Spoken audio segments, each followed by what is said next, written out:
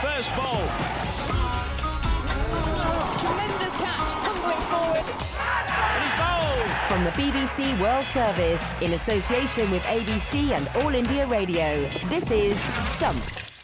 Hello and welcome to Stumped, your intercontinental hit of news, features and debate from the quirky world of cricket. I'm Isabelle Westbury in London, in the midst of lockdown week number I don't know what, and I'd like to give you an update on something, anything, but there's very little to distinguish one week from the next. That said, at least we have cricket to listen to when it's dark and cold, and it sounds like there's enough of it coming in the next few weeks at least, although Jim, I thought there was.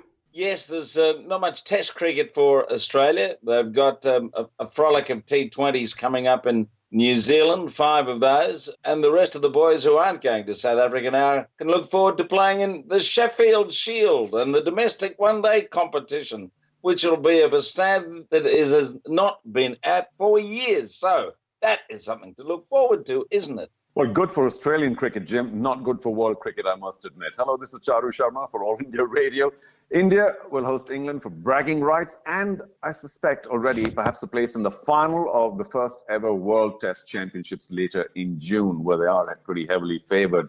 And you make a good point, Izzy, about, who alone knows which week we're into, because it's been a very long time. I'm glad that sports is opening up. And I must confess, every week, Stumped centres me and says, all's well with the world. First on Stumped to one of the biggest clashes in world cricket. England are set to face India in a 4-match test series in India. The hosts have won 28 out of their last 34 test matches on home soil. The only defeat was against Australia in 2017. Their winning streak in home series has now stretched to a record of 12. Jim, all these numbers show what a mammoth task England are facing, doesn't it? It does. They've played very well in Sri Lanka, albeit against a pretty weak Sri Lankan team. And to an extent, they know what they're up against. Whether they've got the skills, the resolve to get on top of India away from home, I wouldn't think so. And it'd be, wishful thinking for Australia to play in the final at Lord's later in the year, with England having to win, I think, 1-0 or better for that to be anything of a chance. So I just hope it's a very good series. That's certainly the case here in Australia. I mean, it was fantastic Test cricket, regardless of which side you were supporting, just watching. It was wonderful to enjoy Test match cricket played in the way it was in those last 2 Test matches. So if the cricket's at the same level, really that's all that matters. You want it to be competitive, but you'd have to fancy India to win and win pretty soundly too, with Kohli back in charge, and I'm sure very eager to stamp himself. How that leadership thing will be resolved will be interesting. It certainly will be. And going back to that series in Australia, Charu, if you think about India playing with a first string, then a second string, do you think this highlights the strength and depth India have had over the last 10 years or so? And it sounds quite ominous for their opponents. Well, true, it does, Izzy. It's been building up over many years now. And as I keep saying, the base of the cricket pyramid in India is very large. Millions of people play, and you've got to have some pretty serious talent bubbling through to the top. And that's what's been happening. I think the difference is, for the moment at least, that there are a lot of newcomers in the Indian side, which is not common, because in India particularly, I suspect, unlike other countries, if somebody makes it to the top team, then you tend to have a long career. And that's been proven by many of the players in the past. I mean, you had, say, the Dravids and the Lakshmans and the Gangulys and the Tendulkars play for a very, very long time. Not so currently in this team, perhaps a little because of injury, but, we're seeing shorter careers, or at least the current team has very few people who played a long Test career apart from Kohli, maybe a bit Rahane. So all that, of course, just indicates the robust nature of where cricket is in India. There's a lot of commerce being generated, but it's also being returned to the game in terms of facilities. And I do think that the new average Indian cricketer is more confident, more fit, and a lot of self-belief, which I think is the key that's been moving them into more winning areas. Oh dear, this doesn't bode at all well for England. But not that I want to appear to be clutching at straws, but England do come into the series with some momentum after beating Sri Lanka. Charu, do you think that maybe, just maybe, they can continue this? Well, theoretically, yes, but I think Jim alluded to the fact that we're not talking about the number one Sri Lankan team all time. I think they're a little short in terms of personnel, in terms of stars, and even though they were playing at home, and even Sri Lanka, like you mentioned, India's record, Sri Lanka's record at home is also very strong for the past many years. But the way they went down, you've got to admit that it's not the finest Sri Lankan side. So yes, England were, I think, intelligent enough to play in the subcontinental conditions, generally speaking, before coming to India. But there are major differences in the nature of pitches in the two countries. And certainly, man to man, India and Sri Lanka are very different at this point of time. But, let's also hear the thoughts of one of India's long-standing white ball heroes who is now enjoying his life away from the game, Suresh Raina. And I began by asking about England's chances this time around in India. I think it will be very, very challenging for them. I think the best thing about England, they just played a very good cricket against Sri Lanka. But Sri Lanka is not some improved team recently. But when they come to India, they know they have someone who has just won the series in Australia. But it will be the mind game because the Virat going to come back and you do have a lot of other players who have been played 80, 90 test matches. They looked all fit and they are going to play first time in India. So just have that emotion thing around because they haven't played in India for last almost 1.5 years. So I think if you see, I always wanted to see the positive because England have been prepared really well. They went to Sri Lanka. They have won the series there. But all the Indian players, they want to give a lot of smile to Indian fans.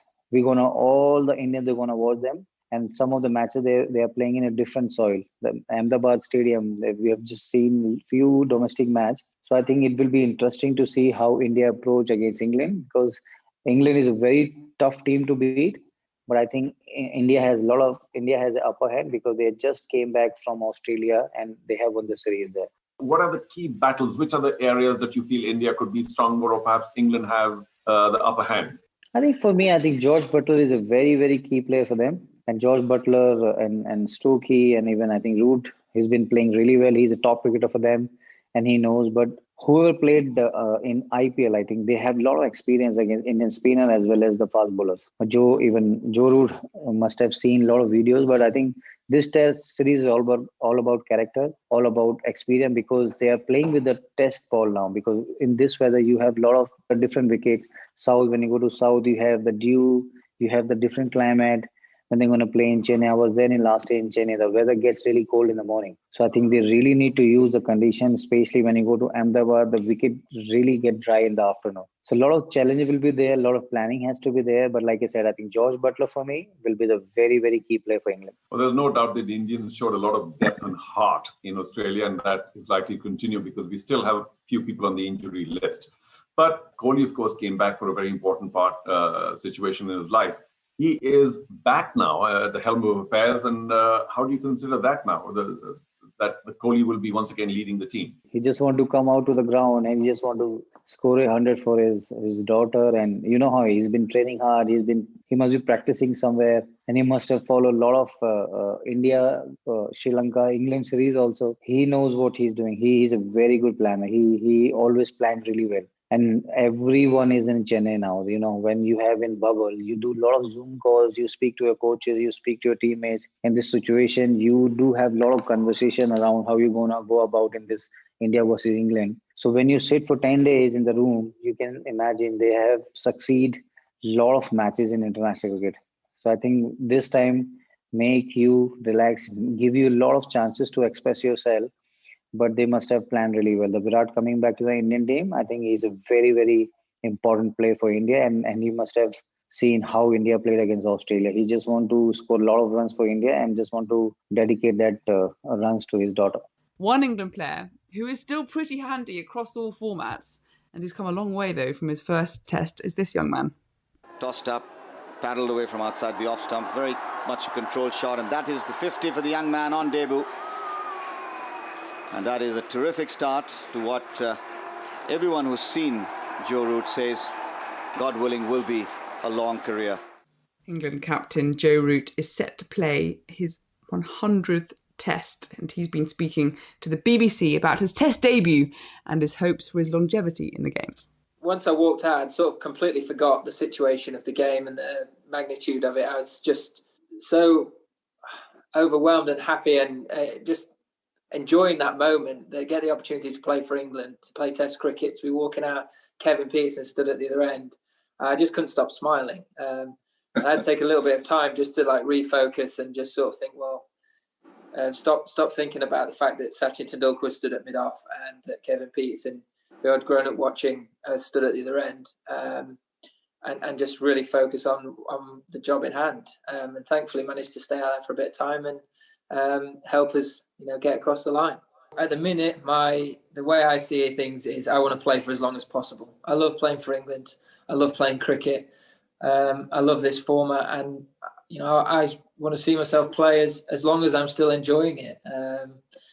And for now, I can't see when that's going to stop. So I look at someone like Jimmy and Brody and those guys, and the way that they just keep going and keep finding ways to motivate themselves and find new challenges.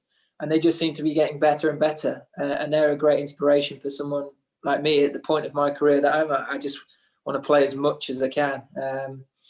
So hopefully that fire and that drive stays there, and I can keep going.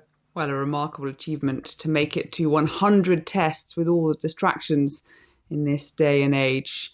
Isn't that fair, Jim? He's had a fine career to date.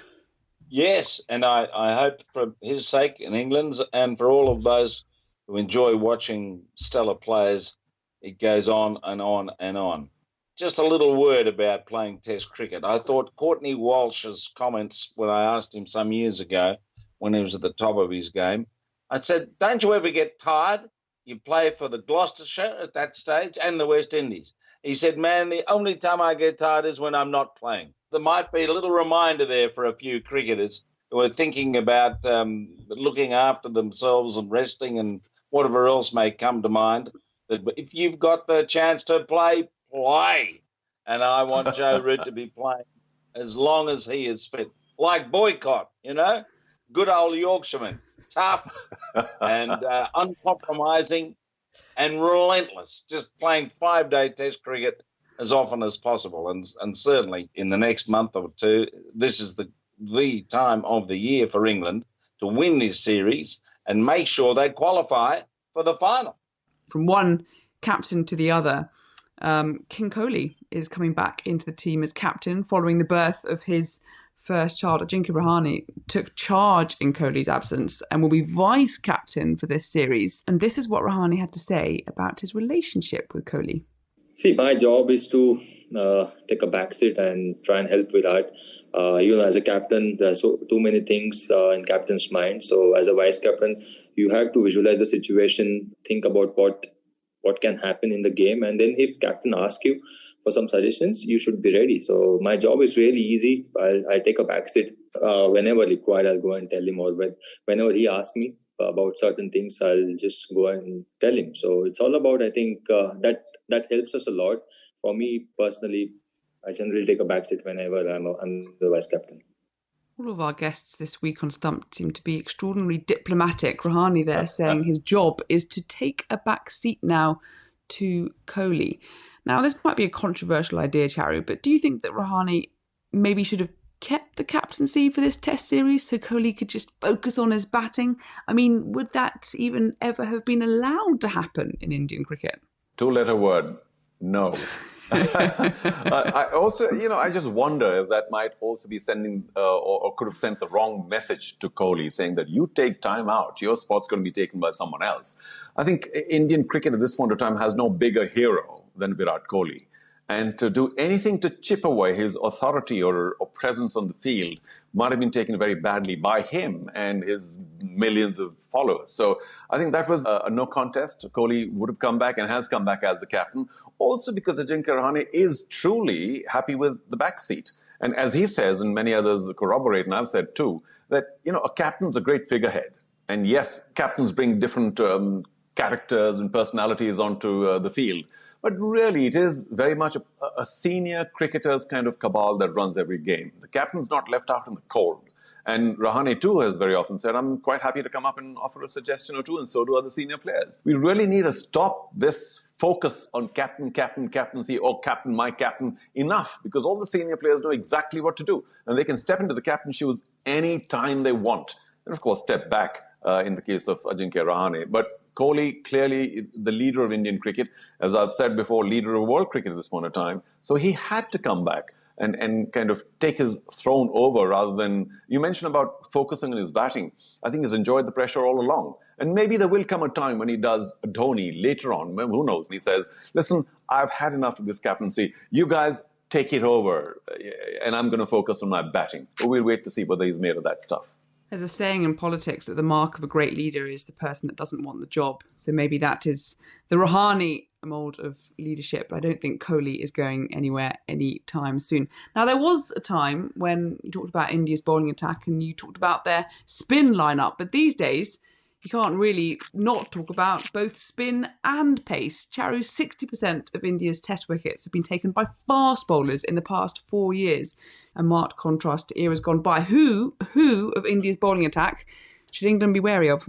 Bumrah, for sure. If he's 100%, with no disrespect to Ashwin and whoever else might accompany him, perhaps Akshar Patel, perhaps Sundar, who knows. But they are not viewed with the same level of respect as spinners of India in the past. They're very effective for sure, and certainly more so in Indian conditions. But the balance in the Indian bowling attack has been a lot better over the past decade or so, with the faster bowlers coming to their own and being equally dangerous. You want one name, I'll give you Bumrah, because if he can make the big breakthroughs at the top, and the top order is the one that scores runs for you, then it may become a lot easier for the spinners and others to take wickets later on.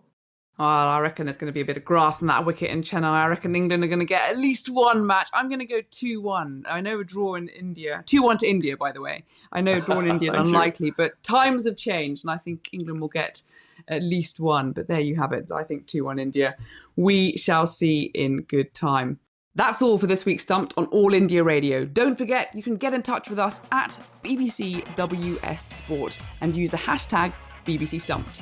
My thanks to Charu Sharma and Jim Maxwell, and to you all for listening. Stay safe and speak to you soon. Goodbye.